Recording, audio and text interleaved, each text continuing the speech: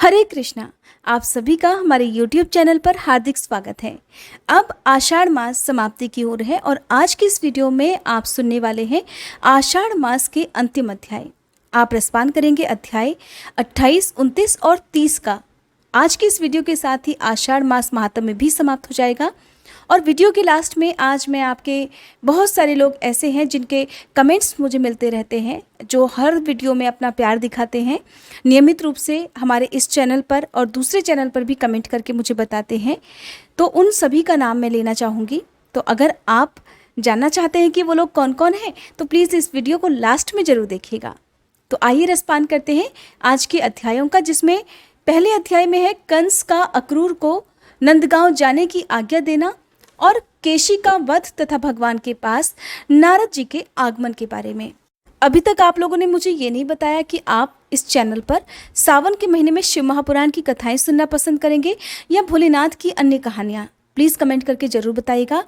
जिसके लिए ज़्यादा कमेंट आएंगे तो वही कथाएं या फिर शिव महापुराण की कथाएं मैं आपको इस चैनल पर सुनाऊंगी।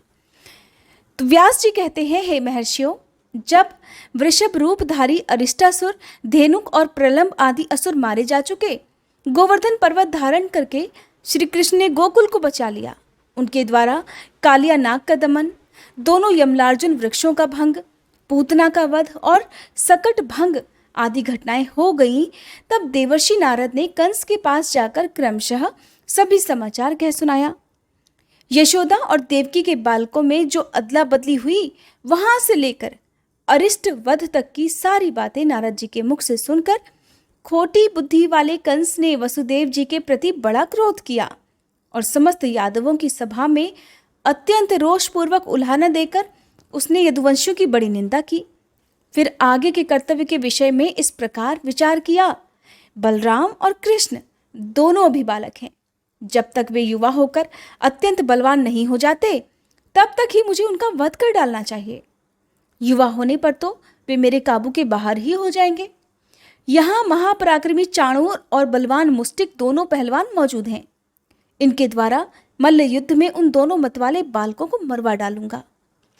धनुष यज्ञ नामक उत्सव देखने के बहाने दोनों को ब्रज से बुलाकर ऐसा यत्न करूंगा जिससे उनका नाश ही हो जाए। इस प्रकार सोच विचार कर दुष्टात्मा कंस ने बलराम और श्री कृष्ण को मार डालने का निश्चय किया और वीरवर अक्रूर को बुलाकर कहा कि दानपते, तुम मेरी प्रसन्नता के लिए एक बात मानो। यहाँ से रथ पर बैठकर नंदगांव जाओ। वहाँ वसुदेव के 2 पुत्र हैं जो मेरा विनाश करने के लिए विष्णु के अंश से उत्पन्न हुए हैं। वे दोनों दुष्ट बढ़ते ही जा रहे हैं। चतुर्दशी को धनुष यज्ञ का उत्सव होने वाला है। उसमें कुश्ती लड़ने के लिए उन दोनों को बुलाकर लेकर आओ। मेरे 2 पहलवान चाणूर और मुष्टिक दांव पेश में बहुत कुशल हैं। इनके साथ यहाँ उन दोनों की कुश्ती हो और सभी लोग इस कुश्ती को देखें। वसुदेव के दोनों पापी पुत्र अभी बालक ही हैं। द्वार पर आते ही उन दोनों को महावत की प्रेरणा से मेरा कुवल्यापीड हाथी मार डालेगा। उन दोनों को मारकर मैं दुष्ट बुद्धि वाले वसुदेव, नंद और अपने पिता उग्रसेन को भी मौत के घाट उतारूंगा। तुम्हारे सिवा ये सभी या तो बड़े दुष्ट हैं, अतः मैं क्रमशः इनका भी वध करने के लिए प्रयत्न करूंगा। फिर यादवों से रहित ये समस्त अकंटक राज्य अकेले ही भोगूंगा। अतः हे वीर, तुम मेरी प्रसन्नता के लिए वहां जाओ। गोपों से ऐसा कहना जिससे वे भैंस का घी, दही आदि उपहार की वस्तुएं लेकर शीघ्र ही यहाँ आए। अक्रूर जी बड़े भगवत भक्त थे। कंस के इस प्रकार आदेश देने पर उन्हें बड़ी प्रसन्नता हुई। इसी बहाने कल भगवान कृष्ण के दर्शन तो करूंगा, इस विचार ने उन्हें उतावला बना दिया। राजा कंस से बहुत अच्छा कहकर अक्रूर जी शीघ्र ही रथ पर सवार हुए और मथुरापुरी से निकलकर नंदगांव की ओर चल दिए। इधर कंस का दूत महाबली केशी कंस के ही आदेश से वृंदावन में आ गया। श्री कृष्ण चंद्र का वध करना ही उसकी यात्रा का उद्देश्य था। उसने घोड़े का रूप धारण कर रखा था। वह अपनी टापों से पृथ्वी को खोदता, गर्दन के बालों से बादलों को उड़ाता और वेग से उछलकर चंद्रमा और सूर्य के भी मार्ग को लांघता हुआ गोपों के समीप आया। उसके हींसने के शब्द से समस्त गोप और गोपांगनाएं भयभीत होकर भगवान गोविंद की शरण में गईं।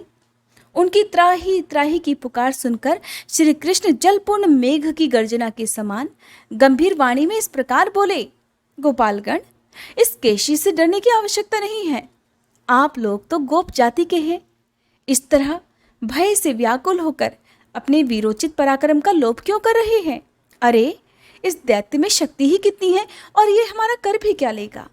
ये तो जोर जोर से हिनहिनाकर केवल आतंक भर फैला रहा है। इस पर तो दैत्यों की सेना सवारी करती है और ये दुष्ट अश्व व्यर्थ ही उछल कूद मचा रहा है। ग्वालों से ऐसा कहकर भगवान ने उस दैत्य से कहा, ओ दुष्ट, इधर आ, मैं कृष्ण हूं। जैसे पिनाकधारी वीरभद्र ने पूषा के दांत तोड़ दिए थे, उसी तरह मैं भी तेरे सारे दांत गिराए देता हूं। ऐसा कहकर भगवान श्री कृष्ण केशी के सामने गए। वह दैत्य भी मुंह फैलाकर उनकी ओर दौड़ पड़ा। श्री कृष्ण ने अपनी बाह को बढ़ाकर दुष्ट केशी के मुंह में घुसेड़ दिया। उससे टकराकर केशी के सारे दांत शुभ मेघ खंडों की भांति छिन्न भिन्न हो गए। श्री कृष्ण की भुजा केशी के शरीर में बढ़ती ही चली गई। जैसे अवहेलना पूर्वक उपेक्षा किया हुआ रोग धीरे धीरे बढ़कर विनाश का कारण बन जाता है, वैसे ही वह भुजा भी उस दैत्य की मृत्यु का साधन बन गई। उसके जबड़े फट गए। वह मुख से झाग और रक्त फेंकने लगा। नस नाड़ियों के बंधन टूट जाने से और उसके दोनों जबड़े बिलग हो गए। वह धरती पर पैर पटकने लगा। उसका सारा शरीर पसीने से तर हो गया। वह थककर अपने प्राणों से हाथ धो बैठा। उसकी सारी हलचल समाप्त हो गई।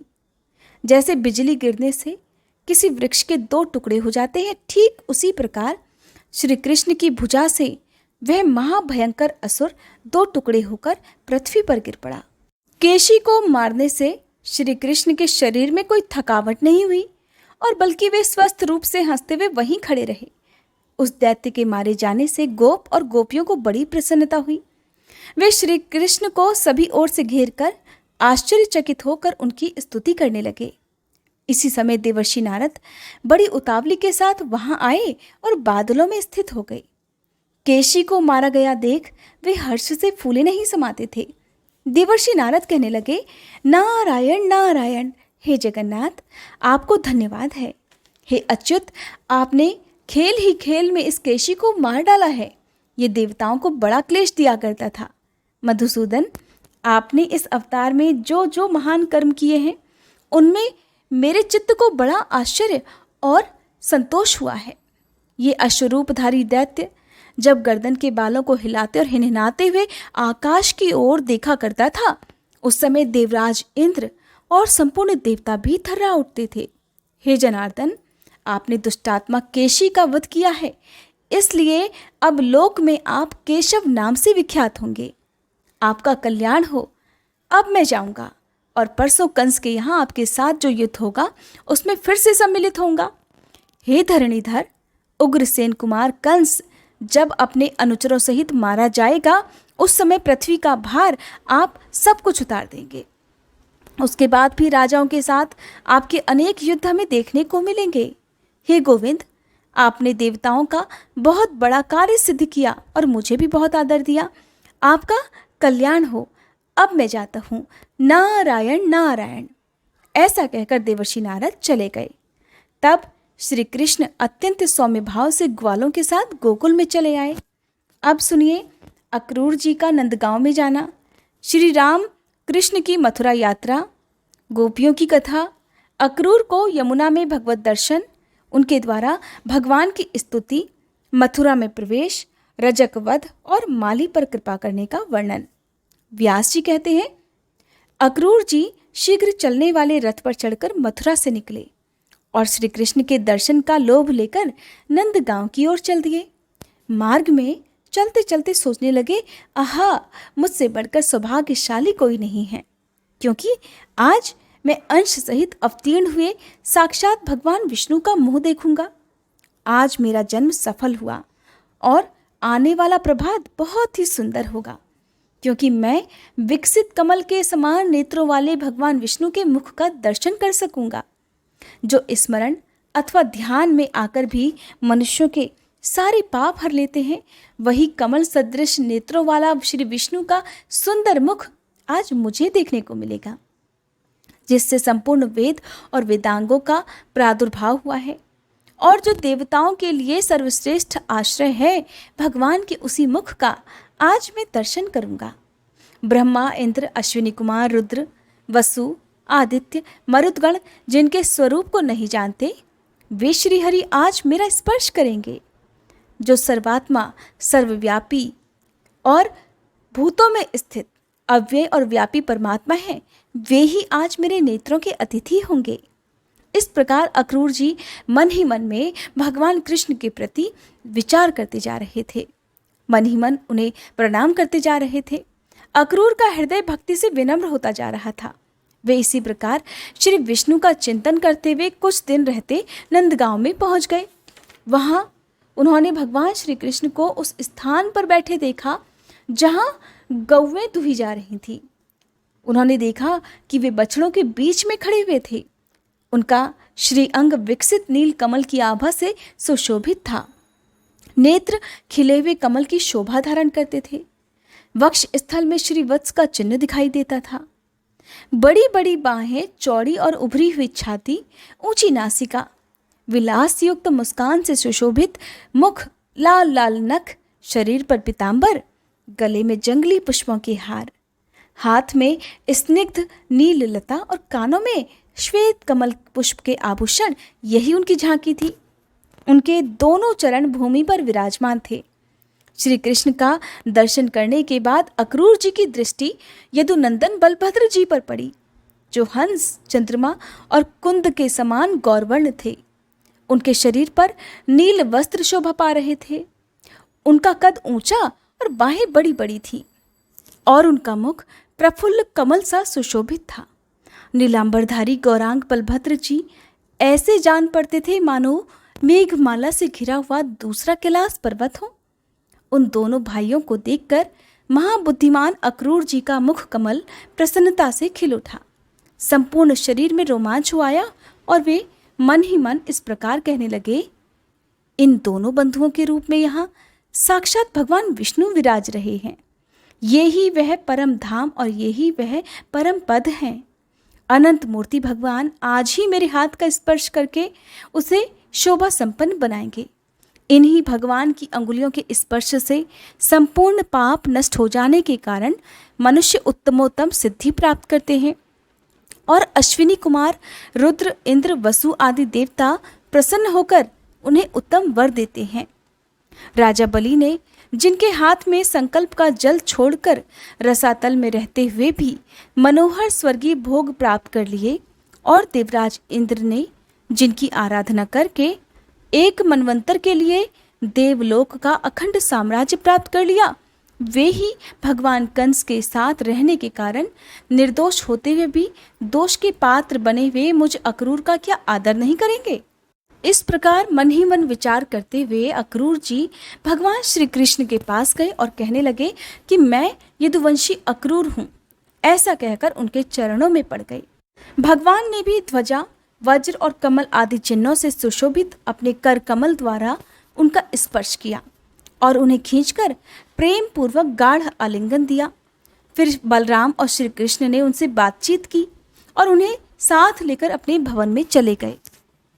परस्पर प्रणाम आदि के बाद अक्रूर ने दोनों भाइयों के साथ बैठकर भोजन किया और यथायोग्य उनसे सब बातें निवेदन की।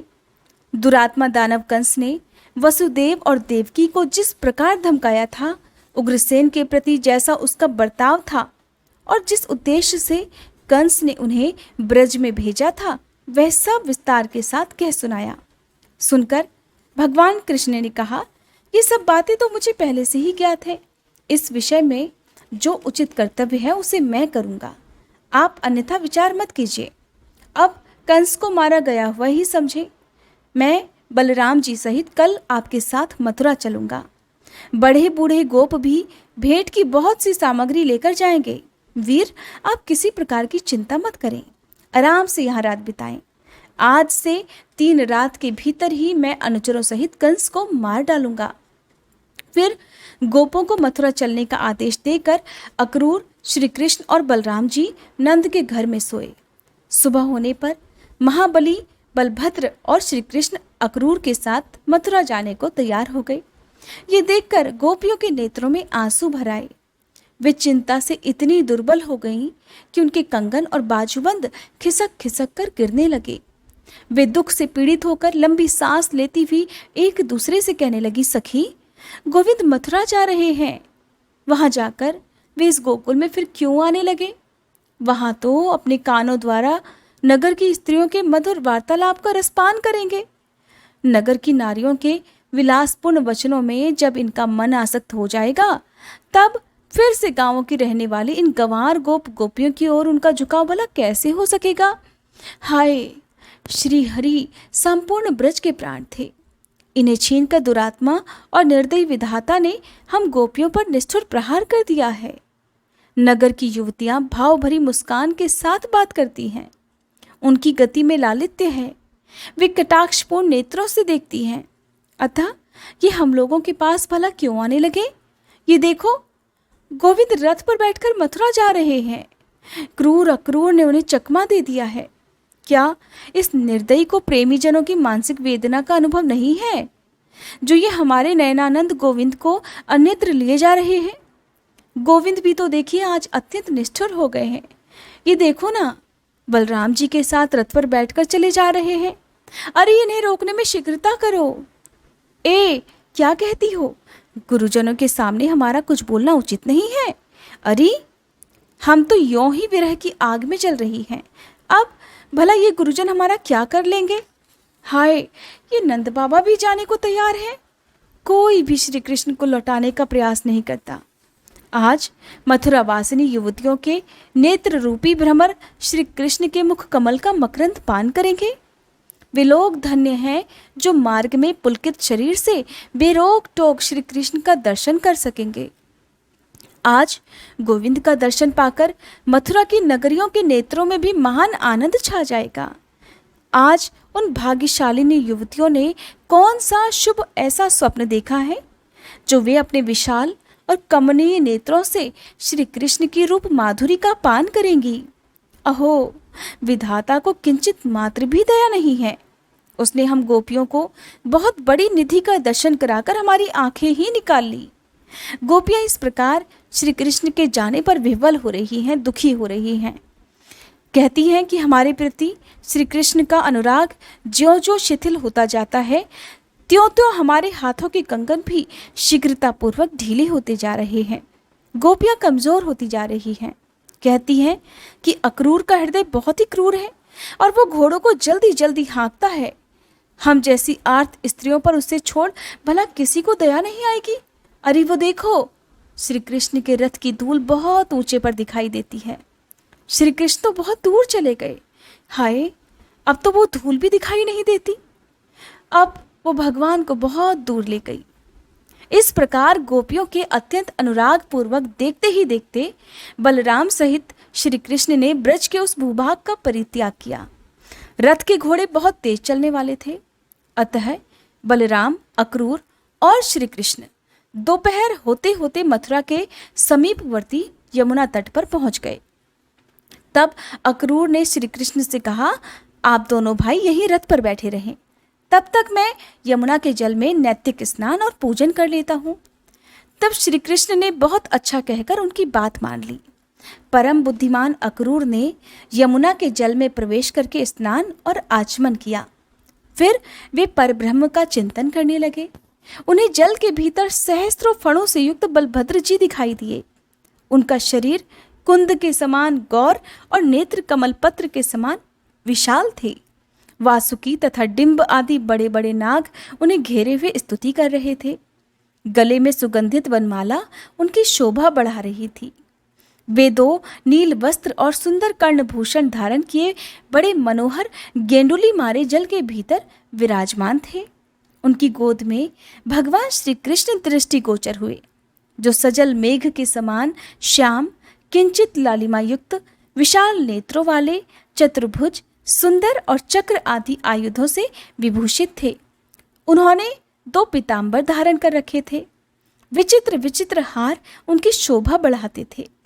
इंद्रधनुष और विद्युन्माला से विभूषित मेघ की भांति उनकी विचित्र शोभा हो रही थी। बलराम और श्री कृष्ण को वहां पहचान कर अक्रूर बड़े आश्चर्य में पड़ गए। वे सोचने लगे कि दोनों भाई इतनी शीघ्रतापूर्वक यहाँ कैसे आ गए। अक्रूर ने कुछ बोलना चाहा, किंतु श्री कृष्ण ने उनकी वाणी को स्तंभित कर दिया। तब वे जल से निकलकर रथ के पास आए, किंतु वहां बलराम और श्री कृष्ण पहले की ही भांति बैठे हुए दिखाई दिए। तब उन्होंने पुनः जल में डुबकी लगाई तो भीतर वही दृश्य दिखाई दिया। गंधर्व, मुनि, सिद्ध तथा बड़े बड़े नाग श्री कृष्ण और बलराम की स्तुति कर रहे थे। ये सब देखकर दानपति अक्रूर को वास्तविक रहस्य का पता लग गया। वे पूर्ण विज्ञान में भगवान अच्युत की स्तुति करने लगे। इस प्रकार जिनका सत्ता मात्र स्वरूप है, महिमा अचिंत्य है, जो सर्वत्र व्यापक है, जो कारण रूप से एक किंतु कार्य रूप से अनेक हैं, उन परमात्मा को बारंबार नमस्कार है। एकमात्र आप ही भिन्न भिन्न रूप धारण करके अपनी विभिन्न शक्तियों से इस जगत की रक्षा करते हैं।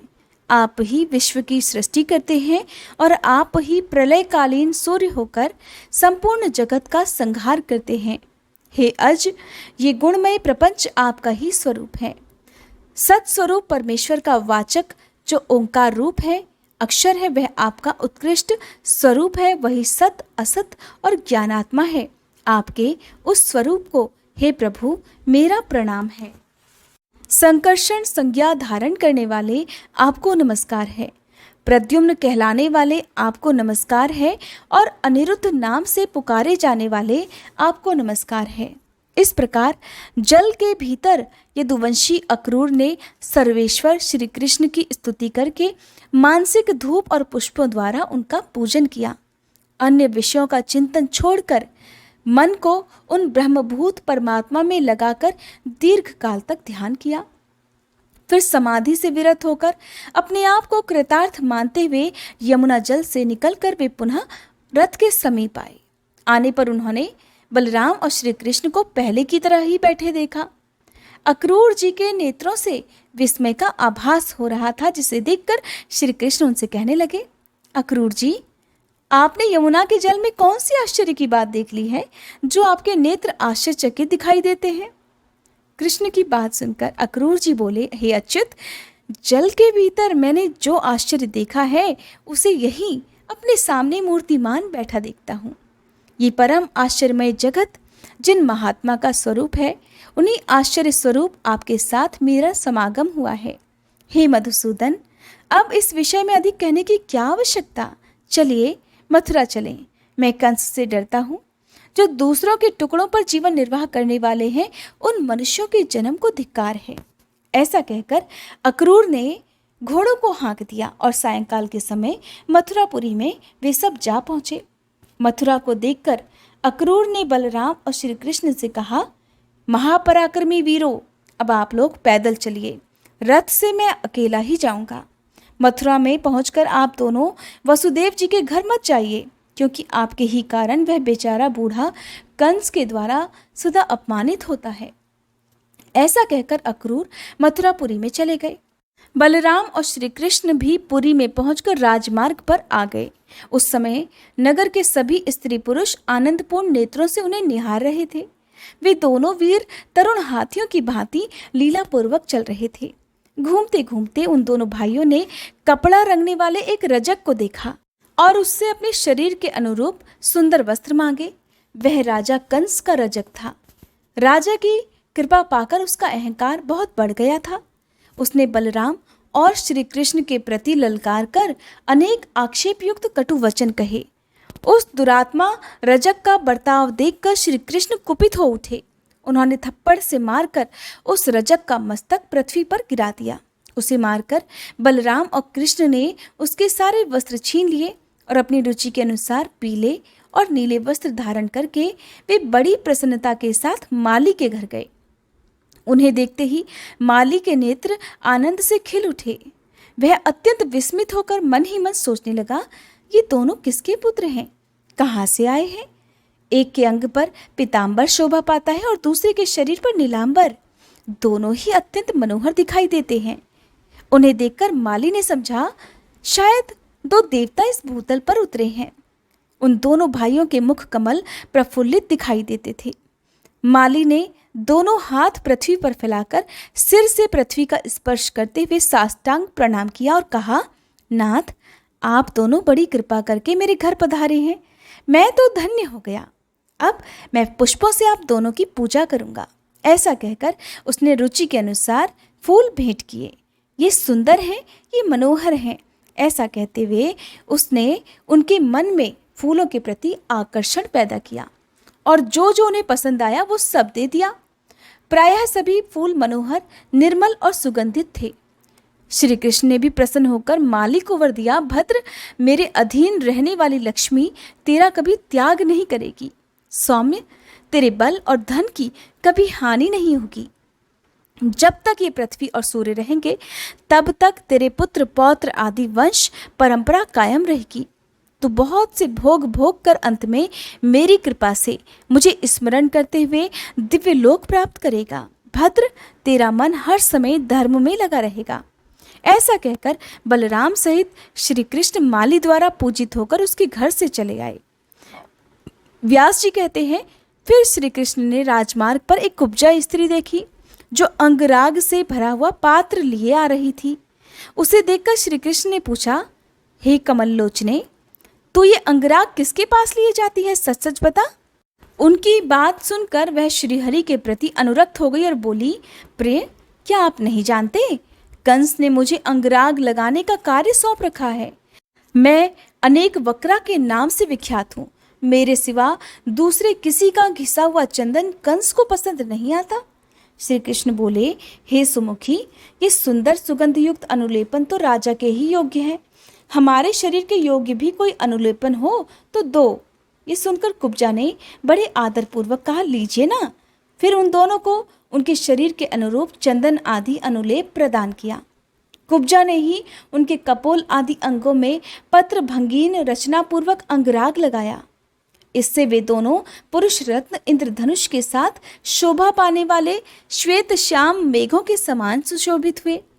फिर उल्लापन विधि अर्थात कुब्जत्व दूर करने की क्रिया के जानने वाले श्री कृष्ण ने उसकी ठोड़ी में अपने हाथ की 2 उंगलियां लगा दी और उसे उचकाकर ऊपर की ओर खींचा। साथ ही उसके पैर अपने दोनों पैरों से दबा लिए। इस प्रकार केशव ने उसके शरीर को सीधा कर दिया। कुब्जा का अर्थ है कुबड़ा होना। फिर तो वह युवतियों में श्रेष्ठ परम सुंदरी बन गई और प्रेम से शिथिल वाणी में बोली, प्यारे, आप मेरे घर में पधारिए। अच्छा, फिर तुम्हारे घर भी जरूर आऊंगा। ऐसा कहकर श्री कृष्ण ने कुब्जा को विदा किया और बलराम जी के मुंह की ओर देखकर वे जोर से हंसने लगे। फिर पत्रभंगी रचनापूर्वक अनुराग लगाए हुए पीतांबर तथा नीलांबर धारण किए हुए विचित्र पुष्पों के हार से सुशोभित वे दोनों भाई धनुषशाला में गए। वहां जाकर उन्होंने रक्षकों से धनुष के विषय में पूछा। उनके बतलाने पर उसे उठाकर चढ़ाया। बलपूर्वक चढ़ाते ही वह धनुष टूट गया। उससे बड़े जोर का शब्द हुआ जिससे सारी मथुरापुरी गूंज उठी। धनुष टूटने पर रक्षकों ने उन पर आक्रमण कर दिया। तब वे रक्षक सेना का संहार करके धनुषशाला से बाहर निकले। कंस को अक्रूर के लौटने का हाल मालूम हो चुका था। फिर धनुष टूटने का शब्द सुनकर उसने चाणूर और मुष्टिक से कहा, दोनों गोपपुत्र यहाँ आ गए हैं। उन्हें मेरे सामने मल्ल युद्ध करके तुम दोनों अवश्य मार डालना, क्योंकि वे दोनों मेरे प्राण लेने वाले हैं। यदि युद्ध में तुमने उन दोनों को मारकर मुझे संतुष्ट किया तो मैं तुम्हारी जो जो इच्छा होगी वह सब पूर्ण करूंगा। वे दोनों मेरे शत्रु हैं, अतः न्याय से अथवा अन्याय से उनको अवश्य मार डालो। उनके मारे जाने पर इस राज्य पर मेरा और तुम्हारा समान अधिकार होगा। इस प्रकार उन दोनों मल्लों को आदेश देकर कंस ने हाथीवान को बुलाया और उच्च स्वर से कहा, महावत, तू कुवलिया पीठ हाथी को मतवाला करके रंगभूमि के द्वार पर खड़ा रखना। जब दोनों गोपपुत्र मल्ल युद्ध के लिए आए तब उन्हें द्वार पर ही मरवा डालना। महावत को ये आज्ञा देकर कंस ने देखा रंगभूमि में सब और यथायोग्य मंच लग गए हैं। तब वह सूर्योदय होने की प्रतीक्षा करने लगा। उसकी मृत्यु समीप आ गई थी। सुबह होने पर सब मंचों पर नागरिक गण आ विराजे। जो मंच केवल राजाओं के लिए बिछे हुए थे, वहां भिन्न भिन्न स्थानों के राजा अपने सेवकों सहित आ बैठे। जो लोग मल्लों की जोड़ का चुनाव करने वाले थे, उन्हें कंस ने रंगभूमि के बीच में अपने पास ही बिठाया। वह स्वयं भी बहुत ऊंचे मंच पर विराजमान था। रनिवास की स्त्रियों के लिए अलग मंच लगे हुए थे और नगर की स्त्रियों के लिए अलग लगे हुए थे। नंद आदि गोप दूसरे दूसरे मंचों पर विराजमान थे। अक्रूर और वसुदेव मंचों के किनारे खड़े थे और बेचारी देवकी, वो तो नगर की स्त्रियों के बीच में खड़ी थी। वो सोचती थी, अंतकाल में भी तो एक बार अपने पुत्र का मुंह देख लूं। उसी समय रंगभूमि में तुरही आदि बाजे बज उठे। चाणूर उछलने और मुस्टिक ताल ठोकने लगा। लोगों में हाहाकार मच गया। बलराम और श्री कृष्ण रंगभूमि के द्वार पर आए और महावत से प्रेरित कुवलयापीड नामक हाथी को मारकर भीतर घुस गए। उस समय उनके अंगों में हाथी का मद और रक्त लगे हुए थे। उसके बड़े बड़े दांतों को ही उन्होंने अपना आयुध बना रखा था। वे दोनों भाई गर्वपूर्ण लीलामयी चितवन से निहारते हुए उस महान रंगोत्सव में इस प्रकार प्रविष्ट हुए, मानो मृगों के झुंड में दो सिंह आ गए हों। उनके आते ही रंगभूमि में चारों ओर महान कोलाहल हो गया। सभी लोग विस्मय के साथ कहने लगे, ये ही कृष्ण है और ये ही बलभद्र हैं। ये कृष्ण वे ही हैं जिन्होंने भयंकर राक्षसी पूतना का वध किया, छकड़े उलट दिए और दोनों अर्जुन वृक्षों को ही उखाड़ डाला। जिन्होंने बालक होते हुए भी कालिया नाग के मस्तक पर नृत्य किया, सातों रातों तक गोवर्धन पर्वत को हाथ पर रखा और अरिष्ट, धेनुक तथा केशी आदि दुराचारियों को खेल खेल में ही मार डाला, वे ही ये श्री कृष्ण दिखाई देते हैं। और ये जो दूसरे महाबाहु युवतियों के मन और नयनों को आनंद देते हुए लीलापूर्वक आगे आगे जा रहे हैं, वे श्री कृष्ण के बड़े भाई बलदेव जी हैं।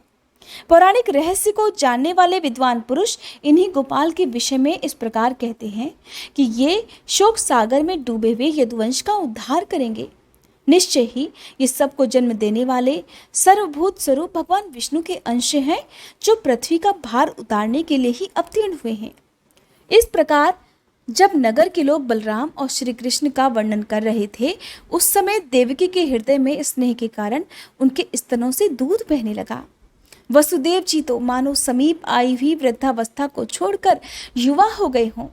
उनकी दृष्टि अपने दोनों पुत्रों पर ही लगी हुई थी, मानो वे ही उनके लिए महान उत्सव हों। रनिवास की स्त्रियां एकटक नेत्रों से श्री कृष्ण और बलराम को निहार रही थीं। नगर की स्त्रियां तो उनकी ओर से दृष्टि ही नहीं हटाती थीं। यह सभी दृश्य चल रहा था। उसी समय भगवान श्री हरि अपने पदाघात से पृथ्वी को कपाते हुए सब लोगों के हृदय में हर्षातिरेक की वृष्टि करने लगे। बलभद्र जी भी ताल ठोककर मनोहर गति से उछलते हुए चल रहे थे। उस समय ये पृथ्वी पग पग पर उनके पदाघात से विदीर्ण नहीं हुई, ये बड़े आश्चर्य की बात थी। फिर अमित पराक्रमी श्री कृष्ण चाणूर के साथ कुश्ती लड़ने लगे और मल्ल युद्ध की विद्या में कुशल मुष्टिक दैत्य बलदेव जी के साथ भिड़ गया। श्री कृष्ण चाणूर के साथ परस्पर भिड़कर, नीचे गिराकर, उछालकर, घूंसे और वज्र के समान कोहनी से मारकर, पैरों से ठोकरें देकर तथा एक दूसरे के शरीर को रगड़कर लड़ने लगे।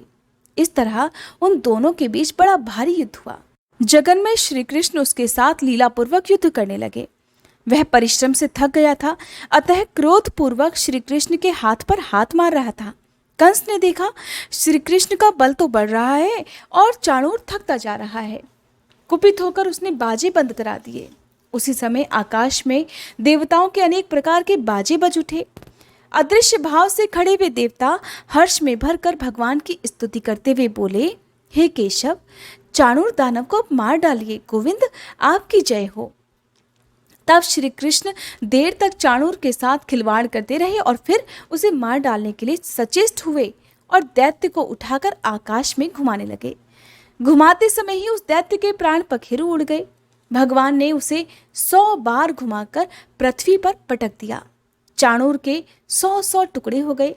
उसके रक्त की धारा से अखाड़े में गहरी कीचड़ हो गई। महादेव बलदेव जी भी उतनी देर तक मुष्टिक के साथ युद्ध करते रहे। अंत में उन्होंने भी उस दैत्य के मस्तक पर मुक्के का प्रहार किया और छाती में घुटने से आघात करके उसे पृथ्वी पर गिरा दिया। ये देखकर कंस की आंखें क्रोध से लाल हो गई। उसने अपने सेवकों को आज्ञा दी, इन दोनों ग्वालों को बलपूर्वक रंगशाला से बाहर निकाल दो। पापी नंद को भी पकड़कर तुरंत बेड़ियों में जकड़ दो। वसुदेव को भी उसकी वृद्धता का विचार ना रखते हुए कठोर दंड देकर मार डालो, और ये जो ग्वाल बाल श्री कृष्ण के साथ उछल रहे हैं, इन सब की गौवें छीन लो और इनके घर में जो कुछ भी धन संपत्ति हो उसे लूट लो। कंस को इस प्रकार आदेश देते देख भगवान मधुसूदन हंस पड़े। वे उछलकर मंच पर जा चढ़े। राजा का मुकुट पृथ्वी पर गिर पड़ा। श्री कृष्ण ने उसके केश पकड़ लिए और पृथ्वी पर गिराकर स्वयं भी उसी पर कूद पड़े। वे संपूर्ण जगत का भार लेकर उसके ऊपर कूदे थे, इसलिए उसके प्राण निकल गए। उग्रसेन कुमार राजा कंस संसार से चल बसा। मरने पर भी श्री कृष्ण ने उसके मस्तक के बाल पकड़कर उसके शरीर को रंगभूमि में घसीटा। कंस के पकड़े जाने पर उसका भाई सुनामा क्रोध में भरकर आया, किंतु बलभद्र जी ने उसे खेल ही खेल में मार गिराया। मथुरा का महाराज कंस श्री कृष्ण के हाथ से अवहेलना पूर्वक मारा गया, ये देखकर रंगभूमि में आए हुए सभी लोग हाहाकार करने लगे। फिर श्री कृष्ण ने शीघ्र जाकर वसुदेव और देवकी के चरण पकड़ लिए। बलदेव जी ने भी उनका साथ दिया। वसुदेव और देवकी ने श्री कृष्ण को उठाया और जन्म काल में उन्होंने जो बातें कही थी उन्हें याद करके स्वयं ही प्रणाम करने लगे। वसुदेव जी बोले, हे देव देवेश्वर, आप मुझ पर प्रसन्न होइए। प्रभु, आप देवताओं में सर्वश्रेष्ठ हैं। केशव, हम दोनों पर कृपा करके ही हम दोनों का आपने उद्धार किया है। हमारी आराधना से भगवान ने जो दुराचारी दैत्यों का वध करने के लिए हमारे घर में अवतार लिया, इससे हमारा कुल पवित्र हो गया। हे सर्वात्मन, आप ही संपूर्ण भूतों का अंत हैं, आप में ही सबका लय होता है। आप समस्त प्राणियों के भीतर विराजमान हैं, आपसे ही भूत और भविष्य की प्रवृत्ति हुई है। आपके प्रति परमात्म भाव को हटाकर जो मेरा और देवकी का मन पुत्र स्नेह के कारण आपकी ओर जाता है, ये हमारे लिए अत्यंत विडंबना है। कहाँ तो आप संपूर्ण भूतों के कर्ता, अनादि और अनंत परमेश्वर, और कहाँ हमारी इस मानवीय जीवा का आपको पुत्र कहकर पुकारना। जिनके भीतर समस्त चराचर जगत प्रतिष्ठित है, वे किसी मनुष्य से भला कैसे उत्पन्न हो सकते हैं? किसी नारी के गर्भ में कैसे शयन कर सकते हैं? हे जगन्नाथ, जिनसे ये संपूर्ण संसार उत्पन्न हुआ है, वे आप माया के सिवा किस युक्ति से मेरे पुत्र हो सकते हैं? परमेश्वर, आप प्रसन्न होइए, इस विश्व की रक्षा कीजिए। आप मेरे पुत्र नहीं हैं। ईश, ब्रह्मा से लेकर वृक्ष पर्यंत संपूर्ण जगत आपसे ही उत्पन्न हुआ है। परमात्मन, आप हमारे मन में मोह भला क्यों उत्पन्न करते हैं? मेरी दृष्टि इस समय माया से मोहित हो रही थी। आप मेरे पुत्र हैं, ये समझकर मैंने कंस से अत्यंत भय किया था और शत्रु के भय से व्याकुल होकर आपको गोकुल ले गया था। गोविंद, वहां रहकर आप मेरे सौभाग्य से इतने बड़े हुए हैं। रुद्र, मरुदगण, अश्विनी कुमार और इंद्र के द्वारा भी जो कार्य सिद्ध नहीं हो सकते, वे भी आपके द्वारा सिद्ध होते हुए देखे गए हैं। हे ईश, आप साक्षात श्री विष्णु हैं। जगत का कल्याण करने के लिए इस भूतल पर अवतीर्ण हुए हैं। अब हमारा सारा मोह दूर हो गया। व्यास जी कहते हैं, भगवान के अलौकिक कर्म को देखकर वसुदेव और देवकी को उनके भगवत भाव का ज्ञान हो गया। ये देख भगवान श्री हरि ने यदुवंशियों को मोहने के लिए वैष्णवी माया फैलाई और कहा, हे माताश्री और पिताश्री, मैं और बलराम भैया बहुत दिनों से आपके दर्शन के लिए उत्कंठित थे। आज बहुत समय के बाद आपका दर्शन हमें प्राप्त हुआ है। जिसका समय माता पिता की सेवा किए बिना ही बीतता है, उस पुत्र का जीवन व्यर्थ है। वह जननी को कष्ट देने वाला माना गया है।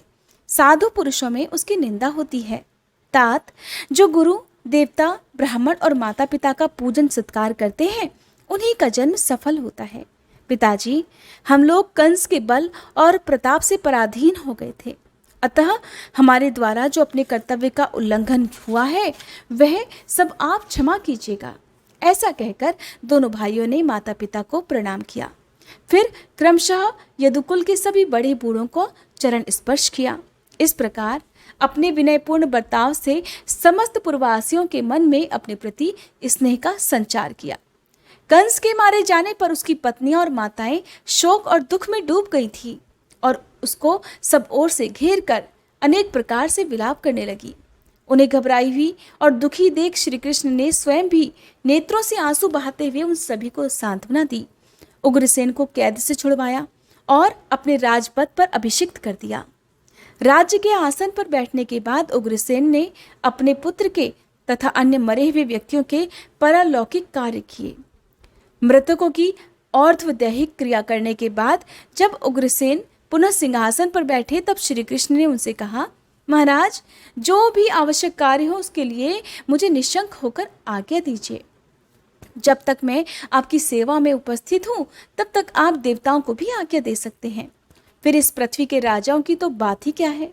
उग्रसेन से ऐसा कहकर श्री कृष्ण वायु देवता से बोले, वायु, तुम इंद्र के पास जाओ और उनसे मेरा ये संदेश कहो कि इंद्र, तुम अभिमान छोड़कर महाराज उग्रसेन को सुधर्मा सभा दे दो। श्री कृष्ण कहते हैं, ये राजा के योग्य उत्तम रत्न है, अतः सुधर्मा सभा में यदुवंशियों का बैठना सर्वथा उचित है।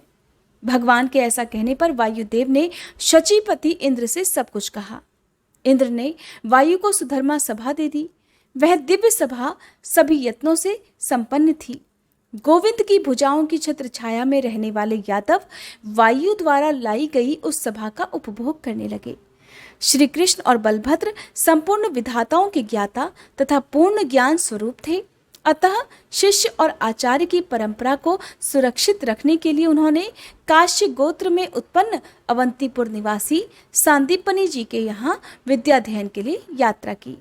बलराम और श्री कृष्ण दोनों भाई शिष्यता ग्रहण करने के समय निरंतर गुरु सेवा में लगे रहते थे। उन्होंने अपने आचरण द्वारा सबको शिष्य के कर्तव्य का उपदेश भी दिया। 64 दिनों में ही रहस्य और संग्रह, अस्त्रों के उपसंहार सहित धनुर्वेद का उन्हें पूर्ण ज्ञान हो गया। हरे कृष्णा। आज आषाढ़ मास महात्म्य समाप्त हुआ। उम्मीद करती हूँ अब तक के सभी अध्याय आप सभी को पसंद आए होंगे। अगर आपने ये अध्याय अभी तक नहीं सुने हैं तो आप एक ही दिन में इन सभी अध्यायों को भी सुन सकते हैं, या जब भी आपके पास समय हो तो इन अध्यायों को आप जरूर सुनिएगा और दूसरे लोगों को भी शेयर करके जरूर सुनाइएगा। अब आप सभी का हार्दिक आभार, जो लोग अब तक नियमित रूप से इन कथाओं को सुनने के बाद हमारे चैनल पर कमेंट करते आए हैं। अब बारी है उन सभी का नाम लेने की और उन सभी का दिल से आभार व्यक्त करने की। हमारे चैनल पर जब भी वीडियो पब्लिक होती है तो सबसे पहले कमेंट करते हैं ब्रजेंद्र शर्मा जी। इसके बाद थंडर लायन 38 के नाम से कोई है, थान कुमारी KR, Ayodhya Singh ji, lolly poly gaming के नाम से कोई है, सुनीता पांडे जी, सुधा पांडे जी, संजीव कुमार झा जी, मंजू श्रीवास्तव जी। एक है 100 GEMVS के नाम से, शायद कोई चैनल वाले हैं, मुझे नहीं पता आप कौन हैं, आपका भी हार्दिक आभार। रविंद्र सिंह जी, उर्मिला गुप्ता जी, रंजना वर्मा जी, प्रशांत जी, हरि राधे राधे कृष्णा राधे नारायण, इनके नाम से शायद चैनल है, इनका भी हार्दिक आभार। गायत्री दुबे जी, तनु सिन्हा जी, नूतन सामंत जी, मधु श्रीवास्तव जी, नीलम शर्मा जी, शालिनी डोभाल जी, उषा अग्रवाल जी, साक्षी त्रिपाठी जी, रंजीत कुमार जी, शशि बाला जी, सुलोचना कदम जी, रेल ज्ञान एंड ट्रेन गेम्स के नाम से एक चैनल है, उनका भी हार्दिक आभार। सोम दत्त जी बहुत सारे मैसेज करते हैं, कमेंट करते हैं, thank you so much. Deepak Kumar ji, Anju Laddu गोपालचार्य जी, राधे राधे। नेहा शुक्ला जी बहुत प्यारे से कमेंट करती हैं। अंजू वाधवा जी, डॉक्टर शकुंतला अग्रवाल जी, आप सबके कमेंट डेली मुझे मिलते हैं। सुनीता साधना जी, डॉक्टर महेश सोनी, साक्षी मंगल जी, इंदु साहू जी, रोशन वर्मा जी, अजय विश्वकर्मा जी, एक्टर प्रवीण अधिकारी जी, शशि प्रभा जी, मोनिका भट्टी जी, सीमा चतुर्वेदी जी, सीमा शर्मा जी, वीना सक्सेना जी, आपका भी बहुत बहुत आभार। नमिता सैनी जी, वीनू मल्होत्रा जी, मित्तल फाफोरिया जी, प्रदीप निगम जी, ग्लैक्सी मेल जी, निमिषा शाह जी, अंजुम जी, आशा रानी जी, मोहन सिंह पवार जी, आभा मिन्हास जी, श्रद्धा अवस्थी जी, मंजू यादव जी। एक और है जिनका मुझे पता नहीं चल पाता है कि इनका नाम क्या है, मैं शायद सही उच्चारण भी ना कर पाऊँ, तो मैं इनके नाम की स्पेलिंग आपको बता देती हूँ। SWEHTUN। मुझे नहीं पता कि आप मैम हैं या सर हैं। Thank you so much. आप अपने साथ हमेशा एक फ़्लैग भी मुझे सेंड करती हैं, जहाँ तक मेरा अंदाज़ा है कि वो फ़्लैग म्यांमार का है। प्लीज़ आप मुझे अगर सुन रही हो तो कमेंट बॉक्स में मुझे ज़रूर बताइएगा। पुलकित कोहली जी, वीना माहेश्वरी जी, प्रशांत सिंह जी बहुत सारे कमेंट करते हैं आप भी, शालिनी डोभाल जी, सुशांत सैनी जी, संध्या पाठक जी, खुशबू अग्रवाल जी, रेणु जैन जी, सुनीता नंदा जी, सुनीता चौहान जी, कमलेश चतुर्वेदी जी, 7216 मुस्कान जी, वीके त्यागी जी, एस शिवांश कौरव जी, करण कर्ण जी, शिखा शर्मा जी, LJ60 जी, मुझे नहीं पता ये आपका कौन सी वाली आईडी है, आपका नाम क्या है, प्लीज़ आप अपना नाम भी मुझे ज़रूर लिखकर भेजिएगा। MT इज़ एग्जॉटिक एक चैनल है, पता नहीं कौन है आप, सर हैं कि मैम हैं, आपका भी बहुत बहुत शुक्रिया। Nutan Thakur ji, thank you so much. Anju Suba ji, Sangeeta Mehndi Ratta ji, Mehul Halvadiya ji, Asha Mishra ji, Sonia ji, Mohanlal Nima ji, Rajesh Aneja ji, Sanjeev Kumar ji, Kirti Dubey ji, Bobby Love ji, Sunita Nanda ji और चेष्टा सिंह जी, आप सभी का बहुत बहुत आभार। आप सभी का इतना प्यार कमेंट बॉक्स के माध्यम से मुझे मिलता है।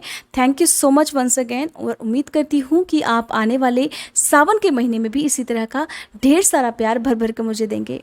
और आप सभी एक परिवार की तरह हो गए हैं हमारे चैनल को इतना आगे तक लाने के लिए और नियमित रूप से इन कथाओं को सुनने के लिए आप सभी का हार्दिक आभार। ये सब आपका प्यार और आपका आशीर्वाद ही है जो मैं हर दिन नियम से आपको ये कथाएं सुना पाती हूँ। मुझे भी कथाएं सुनाने में बहुत अच्छा लगता है। हालांकि हम अपने दूसरे चैनल व्रत कथा और कहानी पर पहले कुछ दिनों तक तो भगवत कथा भी सुना रहे थे, लेकिन लोगों ने शायद सुनना पसंद नहीं किया। पता नहीं कारण क्या था, समय का अभाव था या भागवत कथा कुछ कठिन भी होती है, जो मैं आपको पूरी तरह से बिल्कुल देखकर शब्द के शब्द उसी तरह से सुनाती हूँ जिस तरह से भागवत कथा लिखी गई है। तो हो सकता है बहुत सारे लोगों को ये कथा समझ में नहीं आती हो, तो इसलिए वो कथा अभी तक तो अधूरी ही है। कोशिश पूरी रहेगी कि आने वाले समय में मैं भागवत कथा को भी अपने दूसरे चैनल पर कंप्लीट कर पाऊँ, पूरी कथा आपको सुनाऊँ। संपूर्ण शिव महापुराण कथा भी आपको दूसरे चैनल पर जरूर सुनाई जाएगी, जो कि अभी बीच में रुकी हुई है। तो जिस तरह से आपने इस चैनल पर इतना प्यार दिया है, तो प्लीज़ आप हमारे दूसरे चैनल को भी सब्सक्राइब करके उस चैनल पर भी आप कथाएं जरूर सुनिएगा। आप सभी का दिन शुभ हो और भगवान आपकी सभी मनोकामनाएं पूर्ण करें।